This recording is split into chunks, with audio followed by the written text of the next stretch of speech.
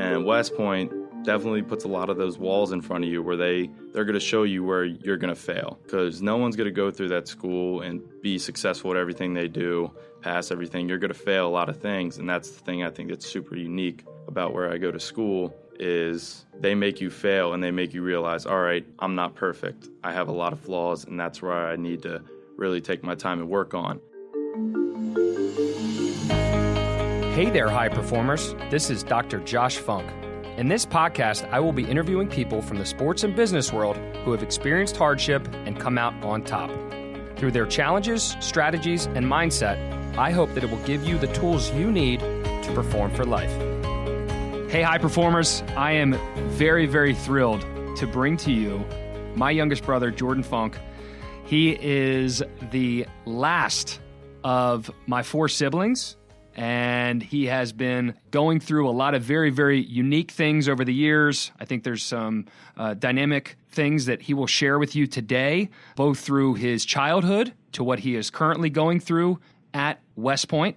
But overall, Jordan, I'm really excited to have you. And fortunately, or I should say unfortunately, but fortunately, you are home for the academy because of the public health issue that's going on. But I didn't think I was going to be able to have this conversation with you, and I'm happy we are. Happy to be here, Josh. So Jordan, talk to me a little bit, Funk last name, in terms of the 3 of us, myself, Jake, and you. I mentioned in previous podcasts, I also have 2 other siblings, standard American family with regards to a little bit more of a blended family. But Jordan, as the youngest, talk to me about some of the benefits and talk about some of the challenges of being a youngest sibling in a household where, I can safely say that there were some people who set high expectations for you. To start off with the benefits, I would say I got to observe a lot between you and Jake, seeing the successes you guys had, watching Jake be very proficient on both the athletic field and also in the classroom. And then obviously you were at college when I was real young, going to Ohio State, watch you play.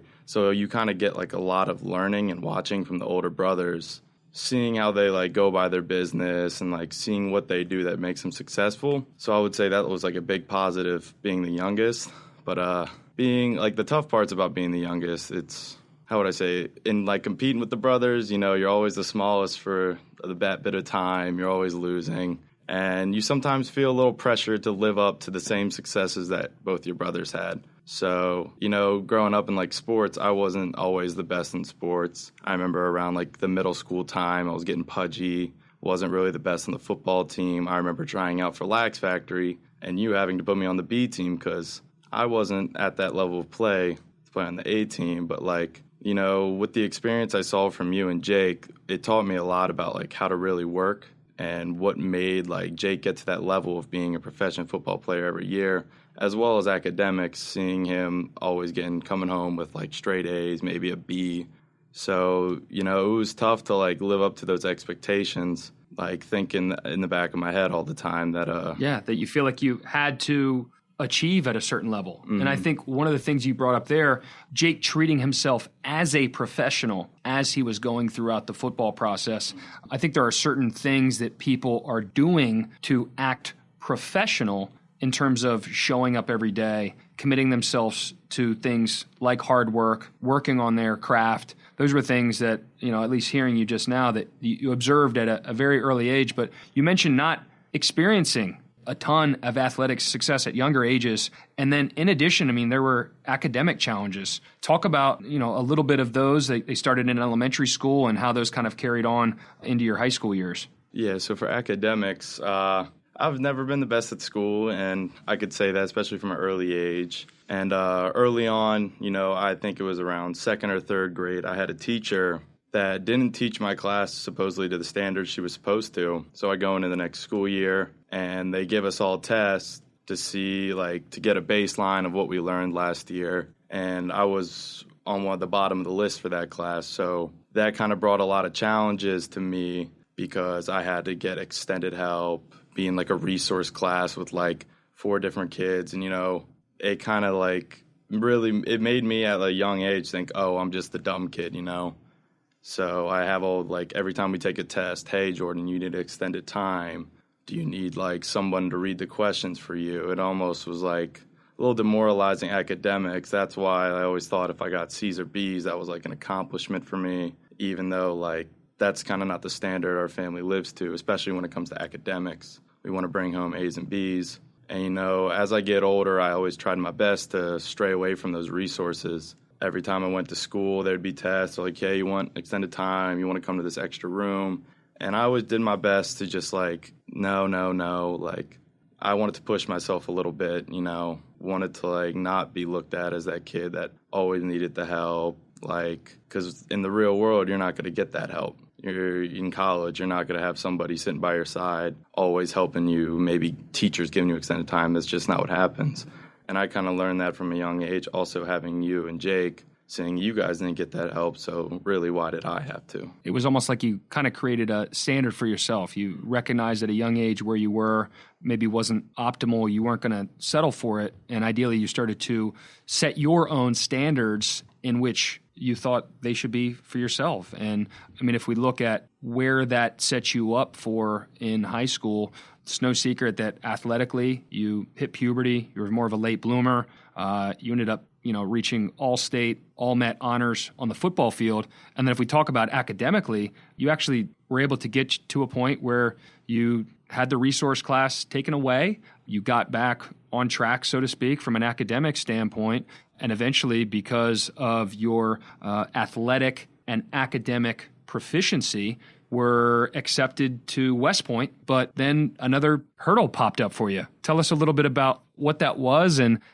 what was going through your mind, and then where you had to head after that. Yeah, so when I got to high school, like a lot of my accommodations and like the end of my resource class came, I really kind of forgot about all that aid I used to have, but it still technically stuck with me through high school. So, as I go through the whole process of high school and we get to like junior year and the SATs come up, I would say I had offers from both Navy and Army. Of course, those are very prestigious schools, and a couple others, but the SAT was a big part of junior year, how you score on that test. So, studying for it and going through all that, I heard about the aid that my accommodations could imply and that how it wouldn't post on my actual scores when I sent them into colleges. So thinking of that, it was a great idea. So we went and took the SAT, and with that, I had extended time on it, and instead of handwriting the essay portion, I was able to type it. And I got a good score. I think it was a 1090, which West Point said that's good enough for us. We can get you in with it to the prep school. And so when I committed to West Point, I was all set, feeling good, got the application done. I'm thinking it's going to be a smooth road down the hill. But it really wasn't. So I get told April, what would it be, 2018? Yeah. Yeah, and it was funny. It was on Dad's birthday. Yeah. Happy birthday, Dad. He was in the hospital getting surgery on his foot. And I remember walking out to the car with my mom. And then, a couple weeks before, I'm talking to my position coach at Army, asking him, hey, like, am I all good? And he keeps telling me, we're good to go. You're good. You'll get your acceptance soon. And right when I get in the car to go see Dad, I get the call, and he had to tell me that I got declined. And then it was the whole situation of finding out that when I gave them my college board to look at my SAT scores, they saw my essay was written. So they had a lot of questions and complaints about it. And it was just a whole process of going through that whole thing where they weren't sure. They were asking me if I was on ADHD medicine. And I kept telling them no, like it's not something I've ever been on my whole life. But they didn't want to take the chances because I was a kid in high school with these resources, and West Point being the prestigious school they are, they didn't want to take a shot on a kid that needed academic help his whole life. Yeah, I mean, I think just think back to that period of time, I remember what a shock it was, I think, to the entire family. When I think of your trajectory to that point, your story is not quite unique, but you were somebody that bloomed late, right? Success was not heaped on you throughout your childhood. You went through elementary school, middle school. We'll kind of mess with you and call it kind of the awkward years in terms of physically. And then, you definitely just bloomed. You were hitting a stride. You were starting to experience success. And then all of a sudden, another huge roadblock for you. What ended up happening? What was going through your head? Did you ever for a second doubt whether or not West Point was a fit for you? And then where did you head after that? The day I got declined, there was definitely a little bit of doubt, but I made my mind up real quick that that's where I wanted to go to school because I always had dreams of playing Division I football at the highest level I could. So I wasn't going to throw that away. And also, it kind of put a big challenge on me that I haven't really faced before because, in high school, like you said, I started to bloom. I was on varsity as a freshman for football. Grades started getting better. Everything was going right. Like every year we'd win in football. I was just having a lot of successes. And then just out of nowhere, this wall just comes in front of me. And it kind of really motivated me, say, all right, people are saying I can't do this. Well, let's prove them wrong. So, I kept in touch with all my coaches at West Point, and I told them I 100% want to go there. So then that's where I had to figure out a way to be able to reapply, and then getting word that I could take a post-grad year, which is pretty much a fifth year of high school, at a boarding school in Connecticut would be my best bet. So it was all right, take a year out of my life, focus solely on academics. They told me this was definitely going to be a more academically challenging school than I did at Damascus. It's a New England private boarding school with a small number of kids. I think there was probably only 400 at the school versus Damascus where you got thousands of kids and all different backgrounds, public school just from that area. It was going to be very different. So I trusted myself, and instead of, maybe with the couple offers I got from other smaller schools, I decided to push my faith into West Point again and go to Connecticut for a year and just focus on academics. Once I got there, I was able to play football there, which was nice. But a big thing that happened there, too, was I tear my meniscus. And that was a big, oh, man, here's another wall I got to get through. Am I going to get back to the way I used to be? Now I got to focus on getting my leg healthy as well as getting my grades up, my SAT scores up with no resources whatsoever. So it just was a very big challenge that I had to step up to. And, yeah, I'm sure you know a lot about it, too. Throughout the whole rehab and my whole time there. It wasn't a very fun time there. I was done with high school, but I knew if I wanted to get to West Point, that was my only option, and I feel like I took full advantage of it. You were taking a pit stop that you already didn't want to take, and then you get told, literally, right, wasn't it game one that you can't play football? You had never sat out a football season really ever, except for the time where I think you broke both of your wrists, and we won't dive deep into that and whatever you were doing. Third grade. Underneath the bleachers, jumping off the fence, and your shoelaces get caught. Just imagine, right, somebody in third grade with 2 lime green casts. That's about all I can remember from that experience. But Jordan mentioned a little bit about feeling like he had something to prove, and I think he had always kind of had that mindset a little bit in terms of meeting expectations, some which were external, some which were internal. And then I think a lot of people, or I don't know if I should say a lot of people, but there's definitely some people who viewed his West Point decision and kind of saying, hey, does Jordan have what it takes to make it? They might have doubted him academically. They might have also just kind of questioned his overall approach. For those of you that don't know my younger brother, he can be a little bit more lighthearted. He maybe can come across maybe not being viewed as serious in some situations, but having known him and been around him enough, when he is engaged, he is all in.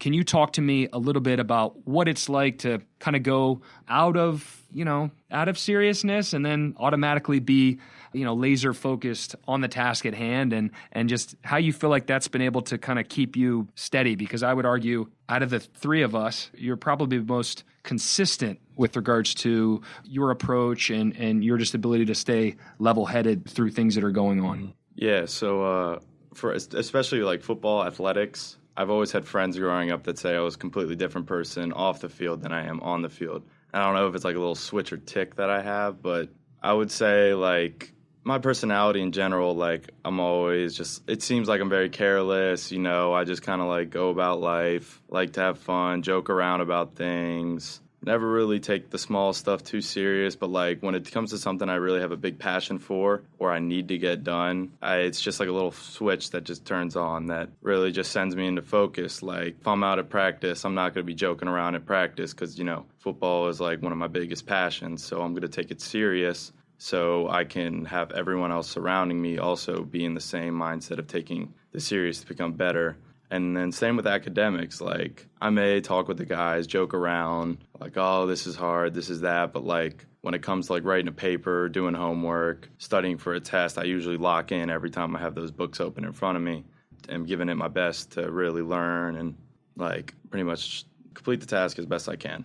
Would you agree that your ability to engage in athletics was almost always there, and that you've kind of taken from athletics and applied it to the academic world a lot more, especially as you've gotten older? Oh, yeah, especially because, like, when I was young, school, I hated it. And that's also another reason I think I was also looked at as not as the smartest kid, always got put in those resources. But when I got older, that's when I kind of learned that, like, all right, I get done school, and then I put in all this extra work after, you would say, like, our scheduled football workouts in high school. I'd maybe do a little run or lift after. And you kind of just have to think in your mind, like, all right, if I'm doing this for football and football is important to me, well, if school is important to me, I got to do the same thing too. So then that's like in high school and when I was at Cheshire, the boarding school in Connecticut, I really learned that, like, if you want to be successful in this, you got to learn how to put the extra time in. And at West Point Prep right now, that's one thing I'm learning to take it to another level. So athletics, I think, was the biggest help for me in transitioning my attitude and the extra effort I put in off the field also into academics and trying to become the best student I can be. Yeah, and I think that I see that every time you come home. I know I'm not the only one that notices that, but overall your approach and how you conduct yourselves, the things that you're communicating to us in terms of how you're going about your practice each day when it comes to athletics, academics, and your just demands of being a West Point cadet, you've really turned something negative, which was that fifth year of high school, as you called it earlier, and turned it into a positive. If anything, you're probably much more ready for the West Point Academy, much more ready for life as a cadet, where you're juggling all of these different things going on. In the fall, I mean, I can remember you talking to me, and you're juggling football practice that is usually at night. You have security detail, I don't know how many times, from 2 to 4 a.m., and then your wake-up call is also at 5 a.m. for your first PT session of the day. I don't know if high school Jordan would have necessarily been able to handle that quite as well, at least, as you're doing now. So talk about, like, the mindset and kind of what getting acclimated to West Point life was like, and some of the things that you found yourself having to adjust to quickly. I mean, yeah, West Point adjustment was definitely the biggest adjustment change I've ever had in my life. Because, you know, high school, when you're young, going to school, you wake up, couple, like, 30 minutes before school starts. I'd go downstairs. My dad would cook me up an omelet as long when he was cooking up his, get in the shower, go to school. And then, you know, you just go through school. You have all your buddies there. You're dressed in your sweatshirt, sweatpants. You're comfortable. You just kind of go through class. And then you go to football. You work hard. And then you go home. And then you have all the time in the world to do your homework, you know, get your homework done, do what you want, play some video games. Now looking back on it, it was kind of life. West Point, you know, you get a lot of stuff thrown at you that, you know, you always say is like BS. And the hardest thing I had to learn was just being able to throw a lot of that aside. You know, we have formation every morning at 6:30. Got to have my room in perfect, as they call it, AMI standards, which means, like, it's just our standard of the room where we have to have our things put and everything clean. So, you know, you have to wake up, clean your room up real quick, make your bed, tuck it in nice, then put your uniform on to go down to formation. And when you get down there, you're just standing in the cold, and you kind of just look at it like, this is pointless. They know I'm here. They say it's for accountability. And then you go up to breakfast, then you have about 40 minutes to get a little extra work done before you start classes. And then you go to class, and then you go to PE class, where in my PE class, I do a workout to prepare myself to pass the Army fitness test. And then once I get done that, I have to go to our football team study hall, which I didn't have in high school. We have a mandatory football team study hall for the guys. And then I go there for an hour, and then I go down and do the lift workout. So then you get done, and I would say it's about 6:30 I would say 6:15 when you get done, and the cafeteria closes at 6:45. So you have to rush, shower, get to the cafeteria to be able to eat at night before you go right to your room and start your homework, which is about 3+ hours every night. So it was definitely a big transition of getting used to that very long grinding part of the day. So yeah, West Point I'm still fighting it. I'm still learning a lot from it. And yeah. It's the ultimate weed out is what I would call it. You know, when you think about like weed out classes or weed out environments, it is trying to literally create almost this Darwinistic like survival of the fittest, right? How many challenges can we potentially put in place to make sure by the time that we graduate, you're as well prepared as possible? I think some of the things that I'm hearing in there are the challenge, the struggle with daily routine. And I think sometimes talking to you, the hardest part is recognizing that you're doing things very different than a lot of your peers. Tell me a little bit about some of the dynamics there, seeing people on Snapchat, seeing people on social media, or talking to people even when you're on break, and not necessarily saying that one is better than the other, but being able to appreciate your environment in terms of what it's potentially going to provide you or benefit you. I mean, yeah, for sure. Like, I would say one of the toughest things at West Point is, especially because we're in the area of phones, Snapchat, you see what other people are doing constantly. You know, I'll check my phone and you're like, oh, all my buddies are out tonight on like a Thursday night. Oh, you don't have classes Friday. So they just enjoy the life and you're over here doing this grind. So, it sometimes puts you in that negative attitude like, oh, this place may suck. But really now, in the beginning, that's how I was thinking, like, oh, this sucks. Like, I have to do all this extra work. But now you kind of gain a more of appreciation, especially once you see, like, what's at the end of the road. When you graduate from West Point, on top, you become a second lieutenant in the Army, which is an officer. And on top of that, a West Point degree is on the same level as the Ivy League degree. So it definitely makes you appreciate what you're doing a lot more, saying, if I want to be at the end of college when we're all 21 plus graduating and I'm holding a West Point degree and I'm an officer in the Army, that's what the struggle really pushes me for. Because then you really because now I look at all that stuff and I'm like, you know what? They'll graduate, they'll go work their job, but I feel like I'll be doing something a little bigger. And I don't mean that in a mean way. People have their other ways of success, but my way of success is what I'm doing now, and I chose that path. So it's really important to me to try to block all that away of what the fun people are having, what they're doing, and kind of just focus and self-invest on myself to keep pushing myself to my goals of graduating from West Point, becoming an officer, and being the best football player I can be for the time I play.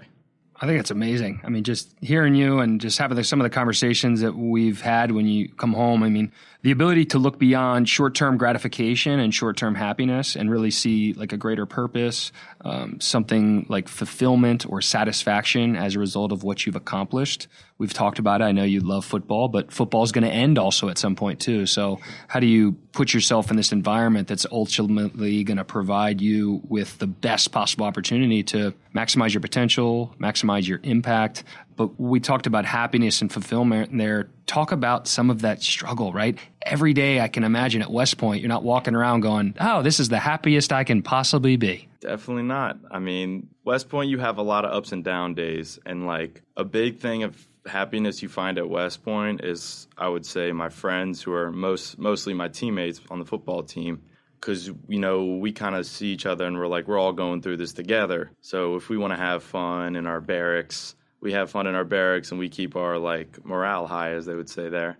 And, it's just having that person there who's going through the same struggle, who can joke around with you about it, keep you in a good mood, help you study, help you be successful is honestly how you get enjoyment there at West Point. And that's kind of the enjoyment I like. I like having people who are motivated. Like they say, if you want to be a lion, surround yourself by a pack of lions, So it's just kind of like that mentality there, all right, if our enjoyment is going to be the successes with everything we do. Football, we're all pushing each other to beat Navy, beat Air Force, win that CIC. And when you do it, that's the ultimate happiness. We succeeded. That's everything we put in. That's what we worked for. Academically, we're all pushing to pass each and every test, get us closer and closer to that diploma, get us closer to graduating to be officers and to lead people. And that's kind of the enjoyment we have is when you have successes in there. And West Point definitely puts a lot of those walls in front of you where they're going to show you where you're going to fail, because no one's going to go through that school and be successful at everything they do, pass everything. You're going to fail a lot of things, and that's the thing I think that's super unique about where I go to school is they make you fail and they make you realize, all right, I'm not perfect. I have a lot of flaws, and that's where I need to really take my time and work on. West Point, you have your Army fitness standards. We have long runs, pull-ups, push-ups, sit-ups, and me being a bigger guy, 250 pounds, I have also a lot of like offensive linemen, defensive linemen who are bigger guys on our team as well, upwards to like 280 plus. So when we do these physical stuff, we're all together when we're working on it. And I don't think I would work as hard if I didn't have these guys who were there pushing me as well as I'm pushing them. So like when you see someone passing a fitness test that was struggled maybe on the running or the pull-ups, or you see them pass the pull-ups and then pass the running, you get so excited for them. And like that's kind of the joy of happiness. You see someone, your peers succeeding, and then when you pass, they're all happy for you. So I think that's like the real happiness that you get at West Point, is seeing everyone succeed as well as yourself, and then watching people you care about like being happy for you, which is awesome. Sometimes the best part is seeing somebody succeed in spite of all of their failures, or succeed through the struggle. And I think one of the things I've enjoyed hearing from you is just hearing that the environment, and I'm not surprised obviously, is such that everybody is committed to the same general principles, and effort being such a huge one, right? You can't thrive in that environment without the same like core principles. People might have different strengths and weaknesses, but you all are functioning on the same set of processes that are always proving to be traits of high achievers. If we get back to like strengths and weaknesses and some of the stuff you brought up there, I think one of the things that you've been fully transparent about is the academic challenges, right? And sometimes feeling like, because of the people that are around you, like, man, I'm just struggling again. You're back in elementary school, middle school a little bit. Talk to me about just recognition of weaknesses, and then sometimes also appreciating what the people bring to the table around you, and then what that's caused you to look at a little bit differently as you go through this first year at West Point. I mean, yeah, challenges for sure academically, because like I've never been like, even when I got to high school and I started getting better, I would still say I was never at like an elite level academically, like some of my friends were, or like kids I knew. So going to West Point, I would say I'm like an average, above average kid academically, going to a school where you have the elite of the elite learning. So another thing that it can get a little demotivating at sometimes, but knowing that you have to put in the more extra work to learn something that maybe someone beside you will. But that's like also something else I view as a challenge, because like athletically, I do all right. I know how to work hard athletically. I know how to like push myself to be the best. But academically, I'm still learning, still figuring out ways that I can learn the best way, how hard I can work, learning how hard I need to work to learn something. And, that's like one of my biggest like disadvantages is still academics. I had a good first quarter there, rough second quarter, and, it kind of like eye-opens you like, all right, I know I need to take my studying skills up times 2 to be able to get these grades I need. So, just those disadvantages of fighting academically, it really has helped me grow as a person, just. Yeah, and I think for you, sometimes appreciating, and you've mentioned it already, but like you're in this upper echelon of people. You're literally in like the 1%. Football has afforded you the opportunity to get into a school where, let's be honest, if it was just academics, you wouldn't have got into West Point. For sure. Like you're well aware of that. You are leveraging something that you worked very, very hard on, which was on the athletic side, to get a superior education. And sometimes like, you've kind of talked, it's almost like the reframing, like remind yourself, it's so easy for these people because they are so smart. And I'm happy to be here. I'm going to keep working on it, but also appreciating strengths in other people, and then reframing the conversation, not necessarily focusing on what you don't have, but also focusing on what you do have. And the one thing that, and I'll let you share a little bit more of it, is you are a leader. You have always been a leader. You are exceptional with regards to, I think, your presence in the athletic environment, and I think it will eventually tie into your career in the military. But, talk about football, what the process was there, and where you ended up finding yourself throughout the course of this fall. I mean, yeah, so seeing the differences, like, because I know I struggle in academics. Well, I know athletically that's something I'm very strong at. And as you said, being a leader is something I've learned a lot from you and Jake, especially Jake, because going to high school with him when I'm a freshman, he's a junior, and then sophomore, senior year, I got to watch how he led a football team. And, he was the best player on the team, seeing what made him successful and like why his leadership made this team so strong. So, I learned a lot from him on how to be a great leader. And then as well as dad teaching me stuff at home, how to be great leaders, watching professionals do it. It was just kind of something that I took a lot of pride in, was trying to become a great leader. And that's something I think that helps me in the military aspect of being at West Point, because you're in a lot of tough physical times where people may be down, people may be trying to quit, but like your leadership comes in when you're like the most tired. I remember in high school when we were running sprints, you had kids that would start bending over or not touching the line doing sprints. And it was kind of your job to like show the example of leadership that you're not bending over, you're touching the line, like you're doing it by example, you're working hard, you're sprinting, you're making the time, as well as being a vocal when kids just aren't listening. You got to sometimes let people know that if you keep doing this, you're going to hurt not only yourself, but your team. And that's like a big thing in the Army, because you think in the Army, when you're in battle, you got to have people doing everything right or you could lose a life. So I think I just kind of take that and put into a bigger perspective when I'm doing my military duties with West Point. Like, all right, I know I have to do the right thing at all times to show my leadership, because in the grand scheme of things, this is life. And this is why I'm here, is because I want to develop myself as a leader as well and be the best I can be to maybe complete a lot of missions and like save a lot of lives. And I think for you, and you'll probably appreciate this a little bit more as you get older and you go through the academy and you get to that next level, but you'll find that the best teams outside of sports have contrasts. People have different strengths, people have different weaknesses, and as long as you have a really, really good blend and not necessarily all of the same strengths and all of the same weaknesses, you'll probably find that your teams are going to continue to perform outside of the athletic field. That's it for today. I can't thank you enough for coming on here. Jordan does not have a business, but he will be playing next fall for Army, and expect to see him at the Army-Navy game, and you should see him for the next 4 years at Lincoln Financial Field. Jordan, will you be keeping number 53 throughout the 4 years? Is that the plan? Honestly, when I get down there, I don't know what I'm going to get. Ideally, 53, 55 would be the way I'm going for, but I have really no clue as of right now. That's okay. I think I can imagine, just having known you, you'll be happy to be there, and you'll be happy to be a member of the team. So I can't say it enough. I'm proud of you, and I think that a lot of people are going to take some really, really positive things from this. So thank you. Thank you. Thank you for listening to the High Performers Podcast. We want to encourage you to join the conversation, access the show notes, and catch our latest episodes on the website. Please head to highperformerspodcast.com. And if you enjoyed the podcast, we'd love for you to subscribe, rate, and give us a review on Apple Podcast. Until next time, thanks again for listening.